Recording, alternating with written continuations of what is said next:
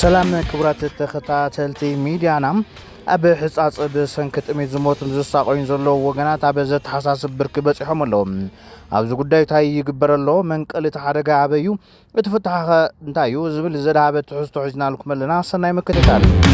حصاص مسكف زبالت أمي زولدو عصبو رولونا زبل صاوعت نقد صلا يركب حصاص منالبات تمزابلتي كابز عارف اللبوتاتات اتزخف بوتا مهاني يقلص نلعل 5 عامتات ابو مرير سدة حسوم مزبال زركبو اتم محبرسب كساب حزي زحلفو ناي مكر عامتات كياكل لومي اب تاريخ ريمو زي فلت ازيو خبيدنا هلقيت حرغاغط يموم يركب اتن عامتات زلق حسن مكران حزي اب معقبه تمزابلتي ما اقل حصاص بفولين بزخفن بزمرران ملكو تقيرو نهيو تشحات وغنات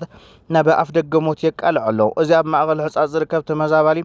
حزي تساطح له زلو ناي طميت حلنغي يفصيمو يززيهب مهان بالسفلالي مراخبታት يرأني يسمعن الله كل تمزابالي تمساسال صقم انتهالو كو ناي حصاص ግን يفليوم كاب محبرسب زتخوله ريون دنگيصون كحجز زخل سب زيطعم دارغا برخه مهانون يغلص نبراين تمزابالاين دارغا تمساسال صقم زتاناغدل زلو حمق بوتا خوينلوم مغزفتي تفناقلت حصاص لعل حد عمل زقصر مهانو زحبرو گله كاب مرارحه بوليتيكا ودبات تግራይ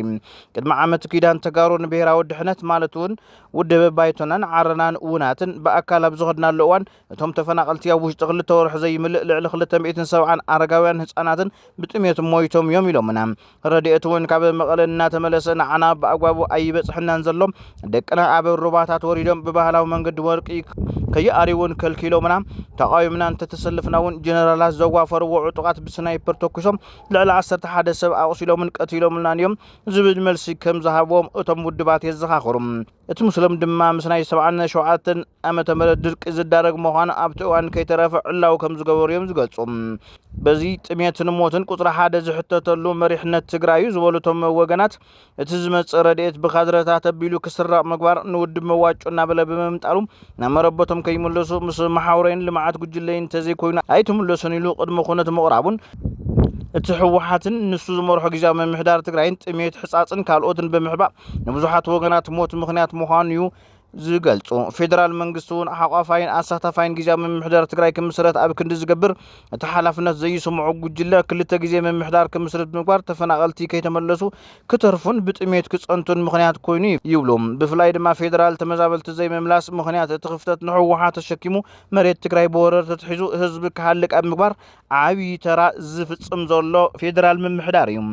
بمسرت ግን ህልቂት ሕጻጽ ربع تريليون 250 ቢልዮን ብር ካብ ዕደና ወርቂ ኣብ ዝተረኸበሉ ዓዲ ሰብ ጠሚዩ እንተሞይቱ ጸገም ስርዓታዊ ምዃኑ ከመይ ክዝንጋዕ ይኽእል ናይ ትግራይ ዓመታዊ በጀት 12 ቢልዮን ብር እዩ ካብዚ 8 ሚልዮን ብር ንሰራዊት ይውዕል እቲ ሰራዊት ውን ጠሚሉ ሰልፍ ወጽዩ እዙን አካል ካልጽ ጸገምዩ ሕጻጽ አሞንጎ ክሕደት መሪሕነት ህወሓትን ጭካነ መንግስት ፌደራልን ዝረግፍ ዘሎ ህዝቢ ይዝብሉ ካልኦት ድማ ኣብ ሕጻጽ ዝረአ ዘሎ ጅምላው ጥሜት ንቡር ተፈጥራዊ ሓደጋ ዘይኮነስ ፖለቲካዊ ቅትለት እዩ መርአያት ኣብ ልዕሊ ተመዛበልቲ ወገናት ዝፍጸም ዘሎ ድርብ ክሕደትን ፖለቲካዊ ሸቐጥን እዩ ህዝቢ ትግራይ አሞንጎ ክልተ ጨካናት ሓይሊ ተቐርቂሩ ደሙ ይፈስስ ኣሎ ይብሉ እቶም ፖለቲካዊ ውድባት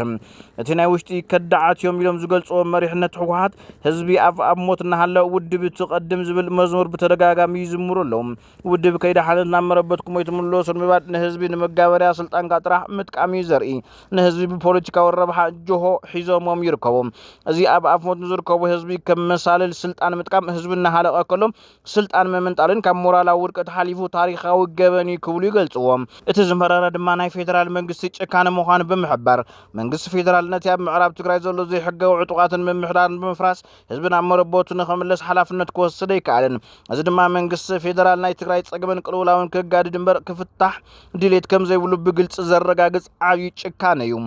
ምዕራባውያን ሃገራት ናይ ሓገዝ ፖሊሲን ይቕይራ ኣለዋ እቲ ናብ ትግራይ ዝመጽእ ዝነበረ ረድኤት ብዝለዓለ መጠን ይቕንሰሎ እቲ ሕዚ ዘሎ መሪሕነት ህወሓት ግን ካብ ፖለቲካዊ ስልጣን ምምንጫት ወጻኢ ነዚ ሓደጋ ተረዲኡ መፍትሒ ዘቐምጥ ዓቕሚ ይብሉን ብኸምዚ ተቐጺሉ ኣብ ዝመጽእ 2 ዓመት ካብ ሕዝን ላዕሊ ዝኸፍአ ህልቂት ክስዕብ ይኽእል እዩ ዝብል ስጋኣት ኣለዎም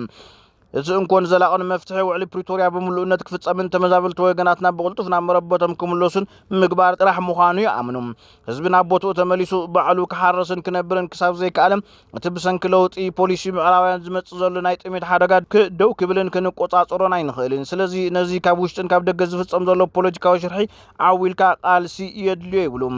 ብፍላይ ድማ ኣብዚ ብተጻራሪ ሓሳቦም ዘቕረቡ ወገናት ኣብ ፖለቲካዊ ውድባት ትግራይ ዘለዎ ኣመራርሓ ካብ መግለጽ موصان صرفن طقنن وصاي نسوم كنتمزابلتن ابي تግራይ ዝፍጸሙ ዘሎ ካልኦት ሓደጋታትን መፍትሕ ኢሎም ዘቀመጥዎ ነገር ከአሎ ረዝብል ሐሳብ ይقربሎም